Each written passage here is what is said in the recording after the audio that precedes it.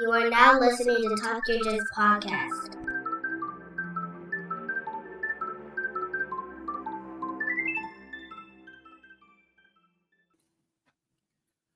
Welcome back to the Talk Your Jits podcast. This podcast is, as the name implies, all about jiu-jitsu. I am your host, Lamar Smith.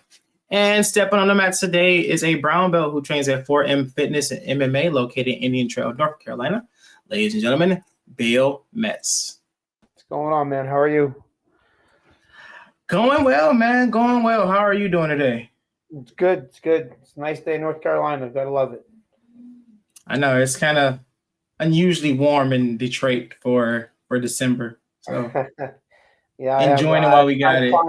I have clients all over, and they just one of them actually came back from Michigan. I'm like, man, it's cold. How do you dress for up there? And now it's whatever temperature, right? Yeah, I think it's like 50 something degrees today.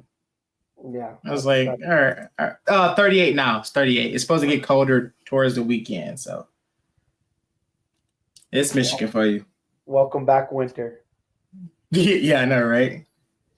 Well, man, let's get the ball rolling. If you want to formally introduce yourself again, by all means, and let's hear about your jiu-jitsu journey so far. For sure, man.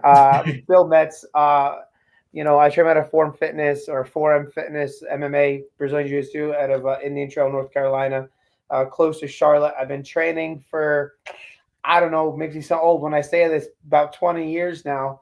But there's a story behind all the years. You know, for the first couple of years, actually probably the first 8 or 10 years, I was spending time more no-gi and in my professional MMA career. And then after that kind of fizzled out, and I stopped that. That's when I got back on the mats and then back in the gi for sure. And so you take the math how you want. I spent probably like 6 years as a blue belt. Oh wow! I was a forever blue belt. Them blue belt blues, man. Yeah, man. Not that I stopped. I just kind of bounced around. I left the gym, started a life, started a business, and it kind of got, the whole training idea kind of got sort of stuck on the middle burner, so to speak. I paid attention to it when I wasn't on the mats as much as I am like right now. You know what I mean? Yeah. Oh yeah. I definitely know how that feel, man. It's one of those things where it's like you miss it so much, and it's like all you want to do is just get on the mats, even though you can't. So. Yeah, absolutely. Now it's become, been so much, it's become ingrained into you. You just don't want to leave. You don't want to not train. Finding any means necessary to get myself on these mats to train. Exactly. Through the ups and the downs, one thing that was nice back in the day, and it's followed me since, the mats, being whether it was during MMA practice or jiu-jitsu, whether it's gi or no gi, for that hour or 2 hours, man, you had to pay attention, because if you were stuck in your problems and your training partner was invested in that training, he or she was getting better, and you're sitting there kind of stuck where you're at.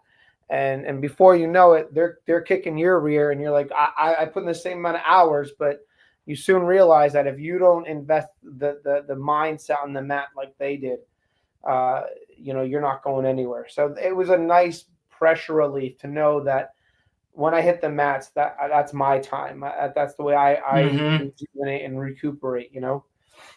Yeah. Yeah, that's like you said, dude. That's me time. That's my time. Yeah.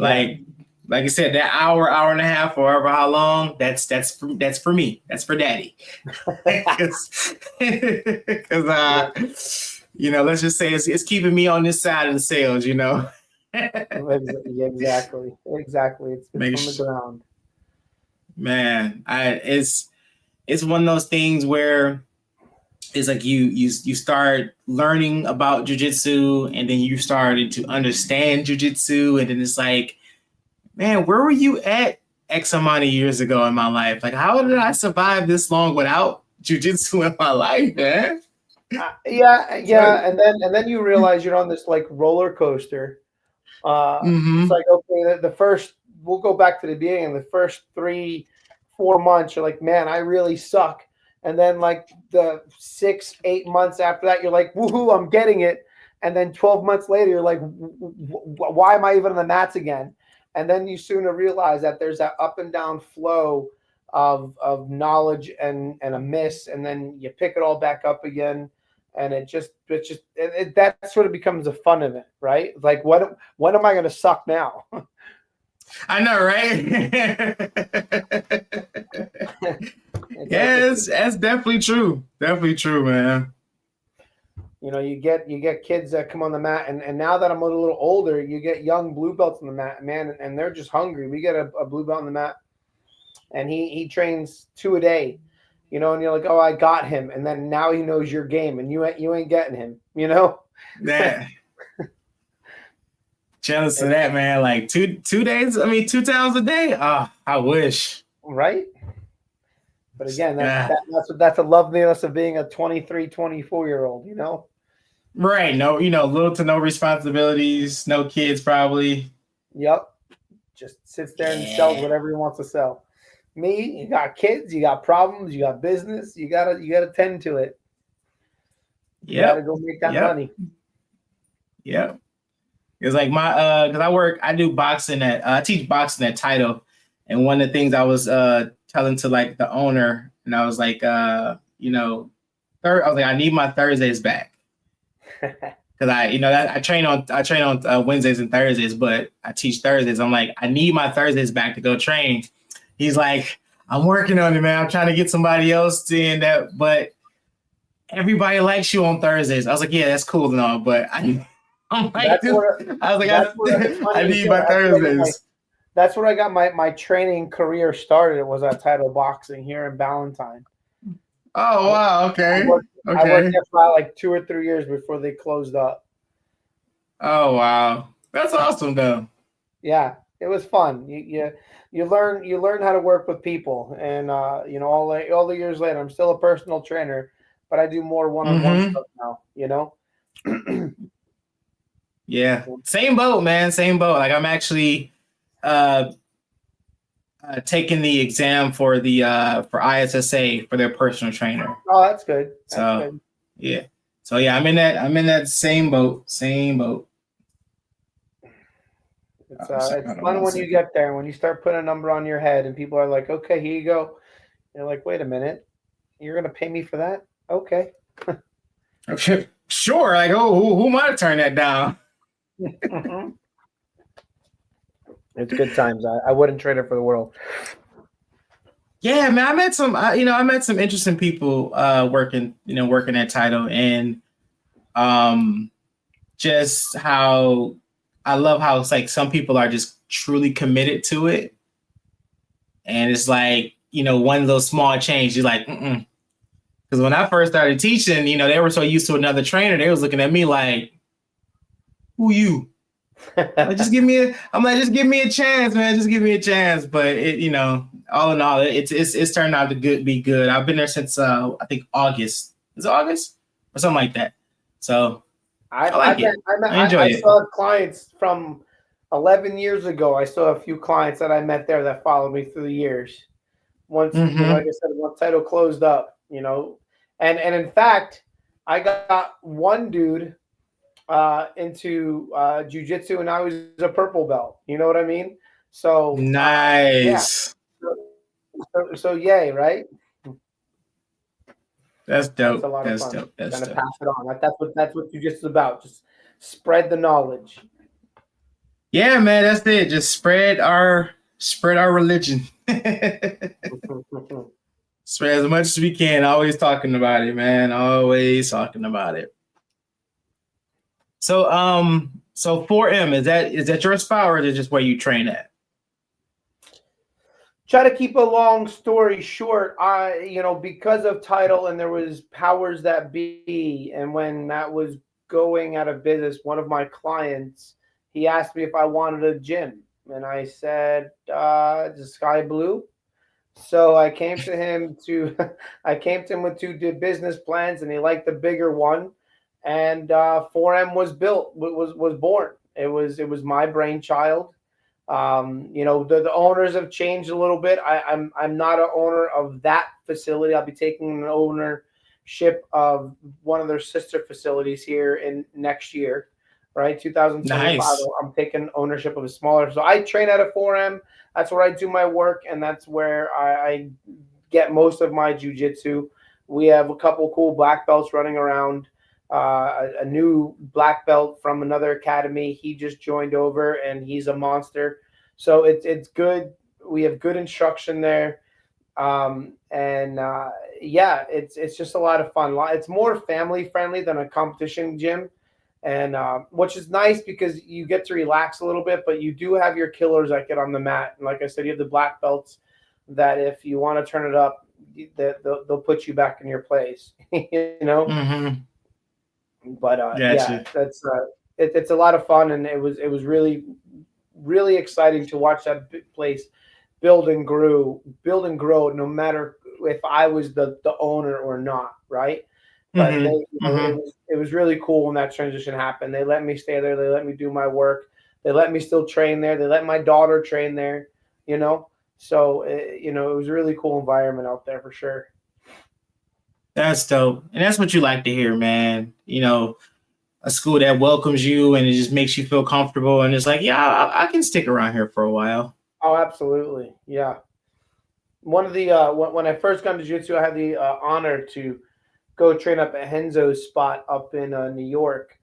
And man, if you want to feel someplace where you're welcomed, I mean, I don't know what the jiu-jitsu scene and then if who's up there, but I mean, when you have five or six, I'm just a lonely little white belt. I mean, I barely had my belt on. You know what I mean? Could barely tie that knot, and I had probably five or six different Brazilian black belts come up to me and were like, "Oh, brother, it's so nice to see you." So like that, was a welcoming feature that I want to continue, no matter how competitive the gym I'm in. I want to see that welcomeness, Yeah. and that's the kind of culture that I want to continue, as far as any gym that I'm part of. You know what I mean?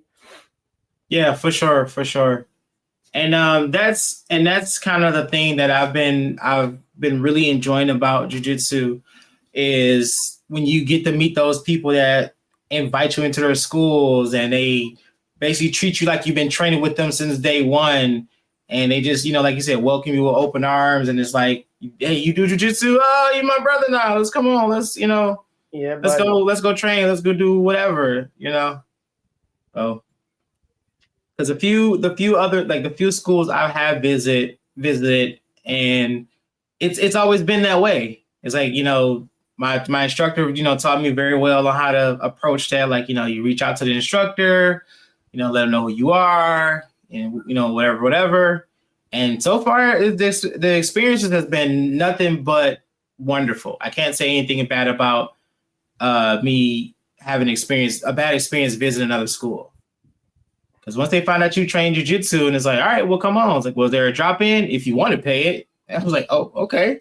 yeah, yeah. There's when I used to travel to Charleston, there was a good school down there that I just became real good friends with, and that we would always look to train. And whenever he's in my area, he comes up. Whenever I'm in his area, he comes. I'm allowed to go down, and it was really cool when that happened. Mm-hmm. But yeah. I mean, it is. I mean, there is some sour bunches out there, but luckily I haven't ran into any of those yet. Hopefully I don't, but I don't know. It's just even like as even you when I see, ran into one sour school, I don't know. I was at the end of a weight cut for a competition, and I felt like whatever, and I was a purple belt then, and I show up and they're doing no gi on Saturday, and it was fine. I'm like, I just brought my pants. He's like, no worry about it. And I've never been thrown around. I mean, it was a little bigger than me. I was probably cutting down to 150, 145 at that time, and I never been thrown around in my life before. I mean, he's a bigger dude, but he tortured me. And this was no gi. I was like, okay, it's no gi. I'm fine. Dude puts on his belt, his jacket and his belt. His belt was purple, but it was like the whitest purple belt you could ever, like it was tattered, like his stripes were falling off. I was like, you just did me dirty. You know what I mean? unless you ran that belt 17 times through a wash machine in 1 week, that you dirty boy, you know?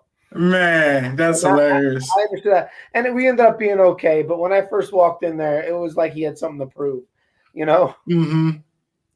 That's like we went to one of our affiliate schools down here, and it was a no-gi day. Hey, Yes, baby. I got a pink shoe. Okay, Daddy's working. Gotta go. So my door is closed. Daddy's working. Okay. Close my door, please. Thank you.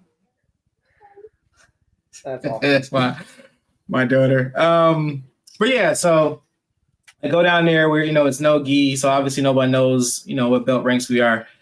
And I was working with a kid. I think he's like about 14, 15, and we were just working like a simple guard pass. And he was coaching, man. He was coaching every step of the way. Like, all right, this is what we're working on. We're gonna do this, do that, do that. And I'm like, all right. So we're working, and he's like, "Oh, you trained before?" I was like, "Yeah, here or there. I trained a little bit off and on, whatever." So he said he, coaching me through the technique, and then after that, the instructor was like, "Okay, we got some guests in the house. This is Lamar, this is Brian. There, Joe will wear black belts as well." And his face just turned so pale. It's like, Well, I mean, at least you gave him the moment of his pride, right? A moment of his glory. yeah, right? I wouldn't dare take that from him, man. I wouldn't dare take that from him. Because I know I've been in that position before. Like, I've been in that position. Like, the new guy comes in, you want to help him as much as you can.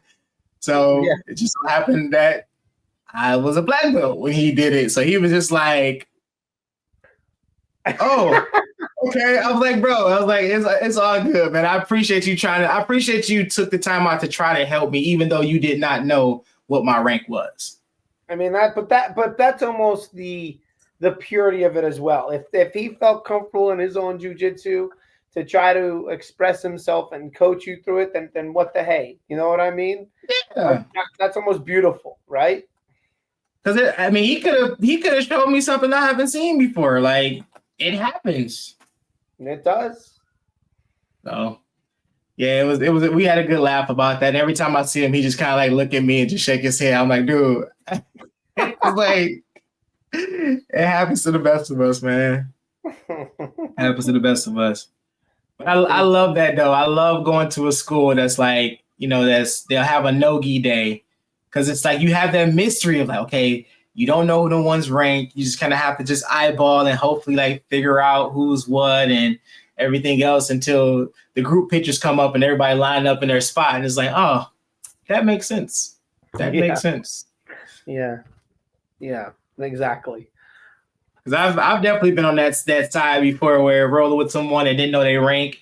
And we're going. And then as I started to realize like, okay, he's not moving like I thought he was going to move.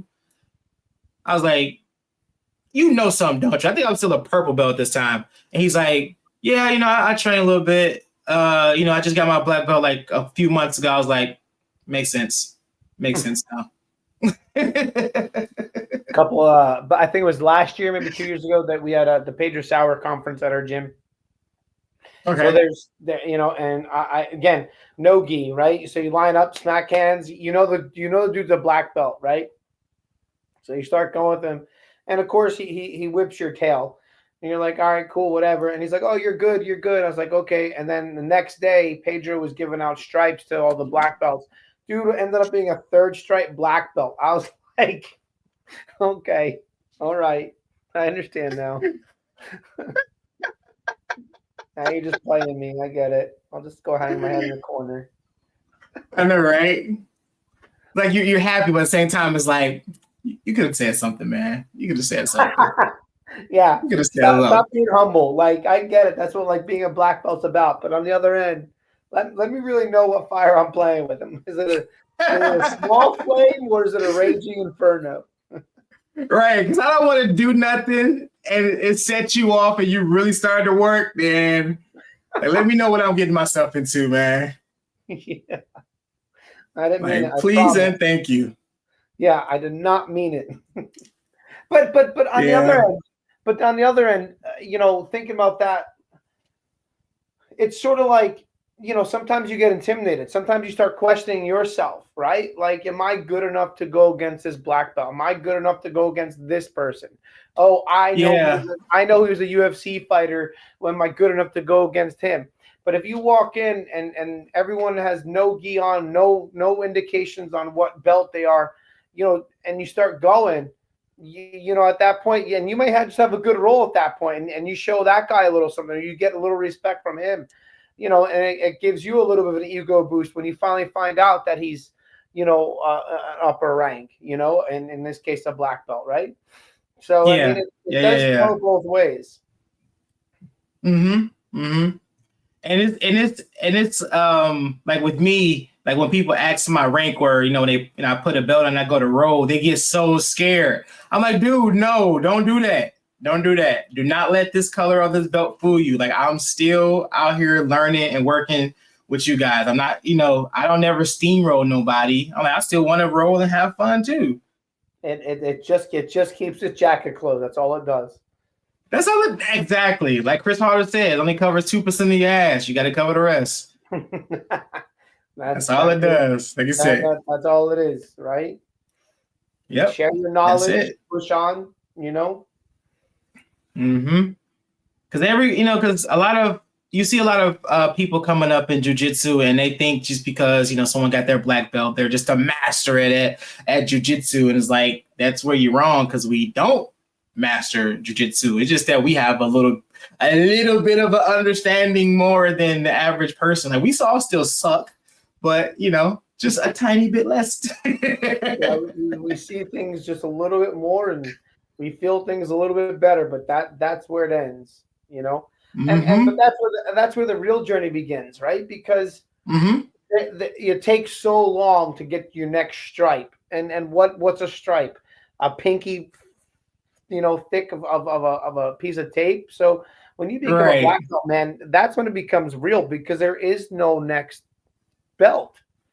Right? I mean, we're both old enough not to see another color belt, right? Like, if we were a black belt when we were 22 or 24, it's a possibility that we might get to another color, right? But at this point, we're doing jiu-jitsu for ourselves at this point, and maybe to pass it on. Mm-hmm. You know what I mean? Yeah. We're learning and understanding every little bit for our knowledge, and then again, maybe to pass that on. So it's definitely a different mindset. Not, you may be a master, but you're not a master in the way that people think you are. People think that you're just badass and that you're gonna steamroll and you're gonna just dominate the mat, but you're really just trying to learn the different side of it. Yeah. So it makes more sense. Yeah. I use the analogy of, like, you look at a doctor, for example. They go to school for 8 to 10 years to become a doctor. And once they get their doctorate, they don't stop. They don't stop there. Now they're a doctor. They have to go out and do what, all this studying and late nights are. They have it pays off at this point. Like, they're going out to do what they set to do, just like us. It takes us, X amount of years to get our black belt. Then we start doing jiu-jitsu. It's like, you know enough now to, you graduated. Now you know what jiu-jitsu is. Now go learn it. Right. Now go learn it. That's where the fun starts. Right. High five. Right. High five. Now back to white belt. Wish someone told me that 10 years ago. Son of a bitch. I know, right? Because I always thought that too. Like, oh man, once you get your black belt, man, I mean, you just know everything, man. I got it. I'm like, I don't know shit. Yeah, it's like here I go again. Which one of you is going to take me out tonight? Right. I'm like, this just puts a bigger target on my back. That's all it does. They just put a bigger target on my back. Right. Even though like white belts, like they're intimidated by you, whatever. But you like, hey man, let's roll. They're like, oh, you want to roll with me? But they still want to roll over you. They don't give you an ounce of respect. Yeah. Because like, we had open mat Saturday, and one of the guys, he just joined the school. He's a wrestler. He's like, yeah, man, I wanted to roll with you real bad. I was like, what did I do? I just walked in the building. Like, it's just little on me. I'm like, dude, you're a college wrestler. Like, no, I don't want to roll with you. I want to roll with you, but I don't want to roll with you. I don't want to match. I don't feel like fighting all that strength and speed, man. Get out of here. Yeah. You're in college. I'm not. We'll just leave it at that. Right. Like, you do this on a regular. I just kind of go when I can. Like, nah, it's okay. It's okay. I just took my ass off the couch just to come in here and get away from my family for a minute. Go away. Don't take this from me. Don't you spoil this for me. This is my happy space. Leave me alone. Like, why'd you come today? Like, you're not gonna be here next week, are you? I hope not. Man, that's what it is, man. It's that like you said, it's that happy space, man. It's like I know for a fact I got this little time to myself to do what I love so much, and that'd be the sweetest hour of the day. That's all I think about. Like, come on, Wednesday at 7:00, so I can go to jiu-jitsu. Let's go. I don't want to do nothing else. Don't care. I just want to go. I just want to go do jiu-jitsu. Please and thank you. So, man, that's kind of. Put my phone on silent. Pretend nothing else matters. Yeah. Because I know, like I said, Saturday we had a nice little turnout, so I kind of had my phone on the side on vibrate, and I'm just having a ball, and then I had to stop and think, like, wait, let me turn my phone on. I do have a daughter out here that's not at home. She's at cheerleading practice, and if just in case she need to get a hold of me, let me turn this on just in case. But yeah, other than that, leave me alone. Leave me alone. But so do you teach as well? I do. Okay. Like I said, I've been doing jiu-jitsu forever, and just because, I don't want to say just because, you definitely, like you said, we always talk about it. I definitely don't know. I want to go backwards. I don't want my black belt. My black belt's like right there. But when one of my coaches is out, they call me up. Hey, can you cover me? Whatever. The other thing that I'm in charge of is I'm in charge of the MMA program at Forum. So at 4M. So nightly, Monday, Wednesday night, we, whatever you want to call the MMA program, that's a whole nother debacle. Yeah. How do you teach MMA?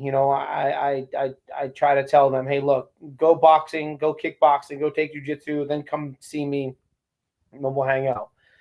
But anyway, I try to teach MMA. We spar, but I'm also responsible for trying to put the kids together and get them fights and get them trained up for the fights, and be their coach. Mm-hmm. And that's exciting. But yeah, I'm your all around dude in that gym. We have a 17 or 18-0 pro boxer out of our gym. We have nice. We have a Muay Thai coach that comes from Thailand. He's like 35-2, but boxing is the only thing I won't do. Right? Like I'm not touching that program. You cover you, boo. You know what I mean? But because of my MMA experience, I definitely can cover the rest. And because of the knowledge and everything I've brought throughout the years of training and who I've trained with and the way I've trained, I can cover any time on the mat as well. So it's kind of fun. I like being that jack of all trades type of thing. Yeah. That's dope. That's cool. I mean, and plus, you say what? It definitely fulfills me. You know what I mean? Yeah. It's like, oh, because you get right. Like, oh, I mean, someone loves me here. Like, I'm important. Yeah.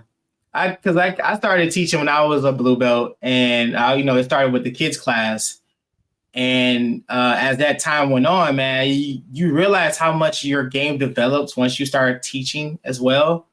because you have to, learn it enough to be able to break it down for everyone to understand it. So in turn, it kind of makes you think like, oh, okay, I didn't think to look at it this way. In hindsight, you say that, right? And I see this now because I have become better. When I first started to fight, I was at another gym. It was a Team Rock out of Harrisburg, and they put a couple UFC guys out there. And North Carolina, we do somewhat well, with Brian Battle and Impa Consagne, if that's his last name. I just butchered his last name, but we put up some good fighters over the years. But my coach, he was actually Jimmy Buffett's on tour bodyguard. So during the summer, wow, yeah. So during the summer, he'd be out a lot, and me and a couple other dudes, we would fill in. But I never looked at it like I'm just gonna teach something that I know, right? Teach something that's my bread and butter, right? And we all enjoyed it. We all got a kick out of it. But if you, of course, it's that old term. If I knew now what I knew then, or whatever, back then, yeah, I would definitely teach things a little differently, because you aren't just teaching something, like you just said. You're breaking it down for someone else who has no knowledge of the move, how to use it. And I think I would have been a much better person, a much better player throughout the years if I just didn't take those moments for granted, so to speak. But we're here, and I, if that were to change, where would it change my future? So I can't complain where I'm at right now, Yeah, that's true. That's true. That's a good way to look at it. That's a really, really good way to look at it. But yeah, I enjoy teaching, especially kids. I love teaching the kids class. It's no bad habits to break. It's not as like strenuous. I can milk an arm bar, less than an arm bar for like an hour for 45 minutes, and it'll feel like they've been doing stuff forever. Yeah. For sure. So, I know you mentioned like training like MMA fighters and stuff, but as jiu-jitsu, do you compete in jiu-jitsu tournaments? I do. Or super fights? I do. This year was an odd turn for me. I started heavy. I did IBJF. I did IBJF last October. I did IBJF in Atlanta, a couple other tournaments. Tore my bicep, went through some personal things. So, getting, putting myself through the tournament thing and training for this, probably, I think I stopped training, doing tournaments in April or May this year. Just that's when things got real difficult for me. A couple injuries got in the way. So I was like, look, I'm just going to kind of sort of let things heal. And then I'm going to turn around, and in January, I've been starting to get back on the roll now, starting to lose a little weight, starting to, get a little more serious in my training, hit the weight room a little more, watch my diet. But yeah, next year is going to be a bigger year, and I'm going to try to fulfill what I wanted to do this year, which was go to, Masters in Vegas. Oh, nice. But nice. That might be a little bit of I did it because Pedro Sauer testing. We have testing 2 times a year, and purple belts and above test on August 1st. So that's the group that I'll probably be in to get my black belt. But nice. But then there's Master Worlds at the end of August. So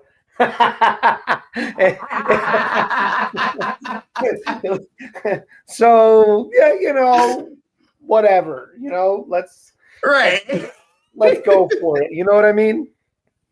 Oh yeah. It's basically let's go party in Vegas. Like I was on that mat for 34 seconds.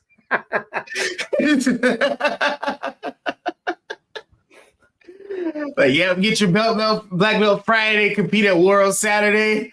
Boom, done. Right? What's the worst can happen, right? Hey, who knows, right? Maybe I'll get lucky. Who knows? And last half a round. Hey, that's a small victory. You made it further than some other people. Right? Gotta be optimistic about it, right? Yeah, I mean, but I do love to compete. I do love I do love the whole idea of the competition. I like getting ready for it. I like having a purpose for it. I like having my teammates push me. I like pushing them when we're getting ready for the comp. I mean, it brings me back to the MMA days. And I mean, Mm-hmm. you know, I'm gonna be 44. I'm 44 this year, so I know that MMA bite is a little outside my grasp right now. You know, Yeah. so I Yeah. gotta I'm. get my I'm. I No, go gotta get ahead. my Go ahead. competition. I gotta get my competition fixed somehow. Right. Right. Oh yeah, I hear that, man. Because I've been, since I've been like teaching that title, I've been looking to get into more striking personally. So I've been looking at like, looking at MMA gyms here and stuff, and I get people is like, you trying to fight? You trying to get a fight? Or something? I'm like, no, not really. I just like to train, but No, because yes, I yeah. no, maybe I might take an Emmy, but it's not one of those things that I'm like striving to do. But I love the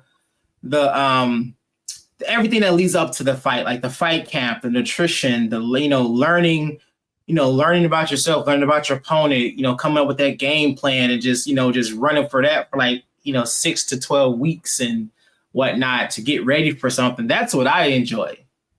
Well, I see, don't want to. I don't want to but get those punched in the are, face. but even those like people like yourself, and I tell kids in the gym, we have 3 or 4 constant fighters, right? And Mm-hmm. even jujitsu players, we have probably maybe 8 to 12 constant jujitsu players that are competing, right?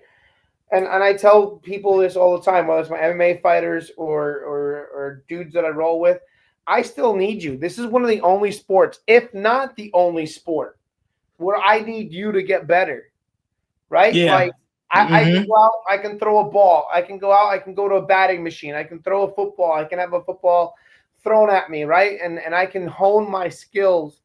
I can sprint quicker. I can lift hard, heavier. I can do everything in the traditional 4, right? To help me get better. But if I don't match Yeah. myself up against somebody, whether it's striking or jujitsu or both, I'm never gonna get better, right? A dummy on the Yeah. ground is not gonna put the resistance up on an arm bar. A heavy bag isn't gonna punch me back, you know. Right. So Right. this is the only sport where you need your partners to sharpen you up. Mm-hmm. So Mm-hmm. that I mean, we still need people that don't necessarily want to compete or always want to get punched in the face, but we still need someone to help us. So, Yeah. you know, And that's kind of, well, that's not kind of, that is the issue I see a lot in like for like boxing gyms around here in Detroit. If you're not training to be a fighter, they really don't want nothing to do with you. And yeah. it's like I was like, that sucks because I know a little bit about boxing. I would like to refine my skills and get better. I could be that guy at the gym that just get in the ring with you to give you a good look. Like you said, to sharp, to stay sharp and keep your fighter sharp. But no one wants to take that chance because I'm not trying to step in the ring and fight professionally. Yeah. Well, boxing especially is yeah, it's an interesting way about making a life. I don't Yeah. know I don't know how much you know about how the boxing you know politics work, but it's very. When I found out about it, I was actually like, what? I'm like this because I didn't know anything about it coming up. My first and Mm-hmm. only fight experience was when I went pro. When I went pro, they're like, here, we're gonna pay you $500 to win, $500 to show. I was like, cool, let's go. I didn't know the backwardsness of the boxing. I had no clue how Yeah. boxing worked. Right. And then when I found out, I was like, that's not. I'm no. Good thing I didn't go that way. He's like, nah, no. Yeah, and as far as competing like jiu-jitsu wise, yeah, I highly recommend everybody try at least one tournament at each belt rank. So you can get, like you said, you can, as they call it, pressure test your skills because you only can do so much with the same people that you train with every single day because they know your game, you know their game. So going to tournaments and going to visit other schools that's completely different than from your style can really, really sharpen and open your eyes to what you actually really need to focus on. Yeah. And in turn, get better. 100%. So Could not agree with that more. And like that's even a good point too. Just go to some open mats, go to a friend's open mat, because they're at least going to introduce you, and they're not going to try. They're going to go hard, but not going to try to rip your head off like a tournament would.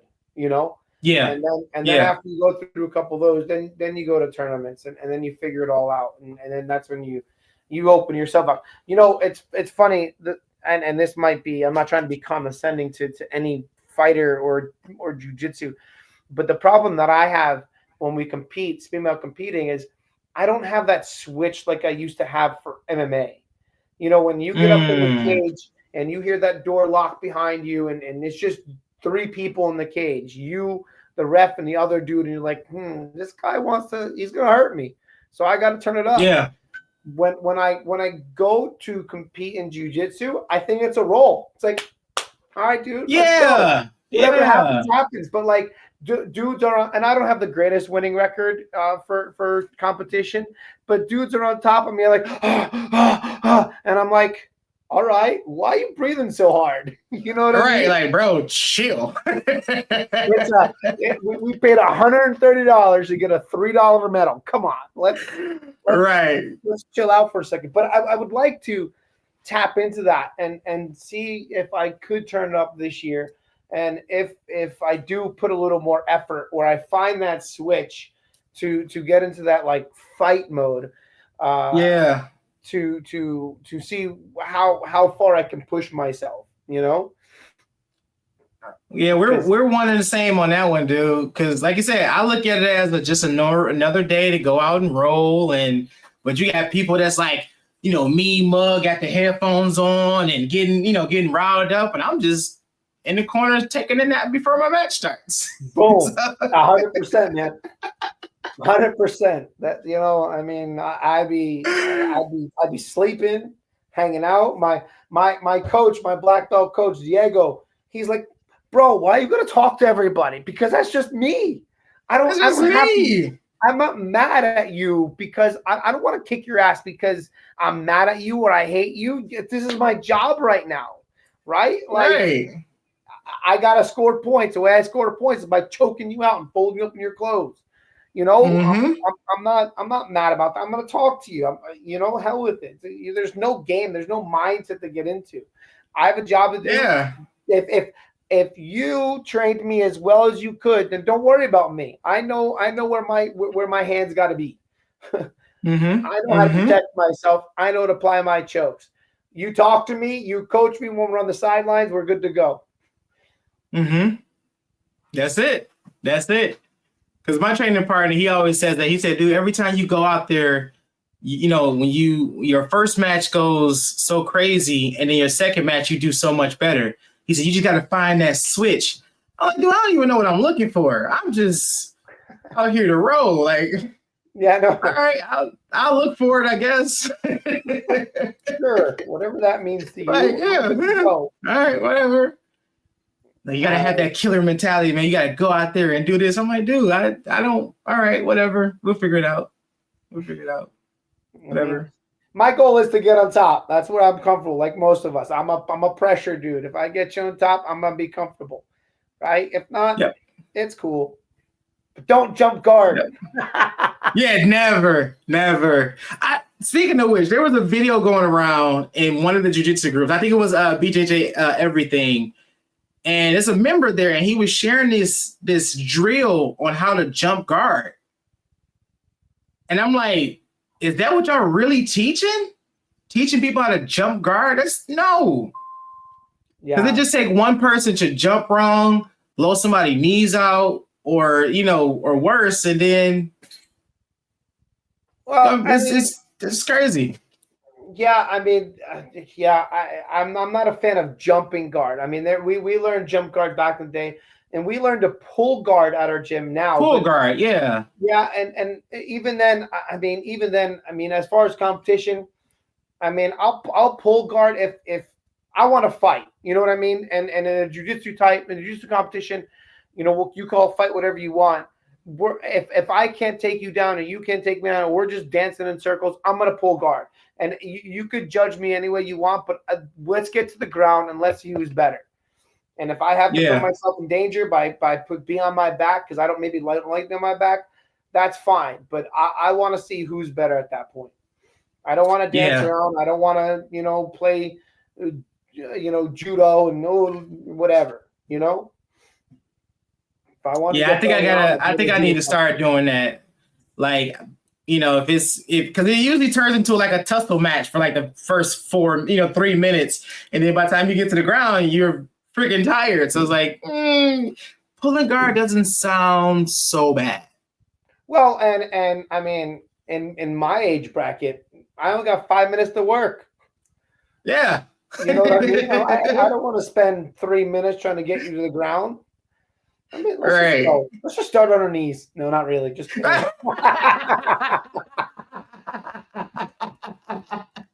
even playing field. Let's both start on our knees, dude. Yep. Let's go from there. Because I think about that too. Like, man, I don't want to get slammed. I don't want to get slammed. That's all I can think about. I was like, I don't want to get slammed. I can take a trip. I can take a sweep. I don't want to get slammed. So the last competition I was in, our like little camp area was right behind another camp area, and I didn't think the dude was in a weight class because he was a lot taller than me. I mean, I'm short as it is, but I didn't think he was in a weight class. But I see all of them trying like they're doing their judo throw, their judo warm up throws or whatever, right? So I'm paying attention, just doing my thing. So I get matched up with this dude, right? And he comes in and he slides his hips in, and I whisper to him, I was like, I know what you're gonna do. And dude pulls guard. he came up on his judo throw and he pulled guard. I was like, cool. Like, yes.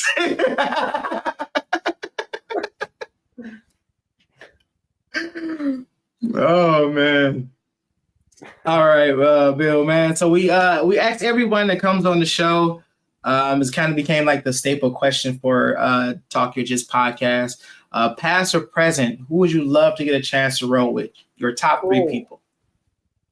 Who would I love to roll with? Yeah. I mean, I would love to roll with Hodger Gracie, right? I mean, just because he's a monster. I had an opportunity to roll with I can't remember. He's Hoyce's cousin, so it's Hoyce and whoever. But he used to come to the school, and he pressured me to oblivion. So he's the Gracies, the Hoyce and his brother or his cousin are out the question. So I'd love to roll Hodger Gracie. I would definitely probably love to roll with BJ Penn, right? Oh, yeah. Little shorter, kind of sort of in my ballpark of height. And who might be the third one? I don't know. That's a good question because there's a lot of good dudes out there. Maybe even like someone like Kenny Florian, just because like Kenny Florian, that's the name I haven't heard in a while. But it's funny. He actually lives around here. He operates out of Charlotte, and he goes to one of the shooting ranges down here, and he has ties with Lucas Lepre. So I'm sure I could pop in Lucas Lepre, but they'd beat the Christmas out of me just because I'm not part of their program, But I like the way Kenny Florian goes. He's quick, he's fast, he's sharp. So yeah, I definitely want to roll Hodger. Hodger is on the top, and then for sure, Kenny and other dude. Because those guys. I mean, the other two. Yeah, those are icons of MMA, and they're black belts. So why not? Hell yeah. Love that. That's kind of cool. Kenny Florian. Wow. I guess I haven't heard that name in so long. That's awesome. All right, well, man, unless you got any other questions for me, man, let the people know where they can find you. Shout out to your school. Let them know what you got going on in the future. The floor is all yours. Cool, man. Well, I appreciate you, and I think this is a really badass podcast that you got going on. Enjoyed the conversation. Enjoyed laughing. 8 o'clock my time on a what is it, a Tuesday night? But Tuesday yeah, night, Wild yeah. Bill, Wild Bill got a bunch of things coming up. It's 4mfitness.com. Check us out. If you want to check me out personally, it's wildbillfitness.com. Find all my social on there. Instagram, Facebook. I don't really do much else. But yeah, let's chit chat. I'm on Facebook on the BJJ forums and enthusiast sites and all that. You want to chit chat? I'm up to listen to anybody, hanging out, chit chatting, talking. Hey, thank you again for having me. Man, thank you, man. I went back and kind of scrolled and saw the date. I was like, yeah, man, we supposed to did this last year. We were supposed to do this last year. So it was cool that when I saw you pop back up, man, and you're like, I'm doing it again. I'm like, let me see what happens. And right. It was just miscommunication, mistiming, but I'm really happy that I got to connect with you and get to hear some of your stories. Cause it's always great to hear. Especially because, being like one and the same on the mat. I'm just here to roll. Let's go. Yeah. Yeah. So it's always fun to hear someone else with the same experience. Oh yeah, that's how I am. Like I'm like, you know what? I just want to come. I just come to dance. I just come to dance. Well, all right, man. That's the end of today's show. I would like to thank Bill one more time for coming on the show and bless us with his knowledge. Hope you guys enjoyed. Please make sure you go and follow our Instagram, Facebook, and all other social media and streaming platforms, so that way you don't miss any episode that's coming out. This has been Talk Your Jits podcast. Keep rolling, keep grinding, and remember, long live Jiu-Jitsu. Have a great day. Cool. Appreciate you, brother.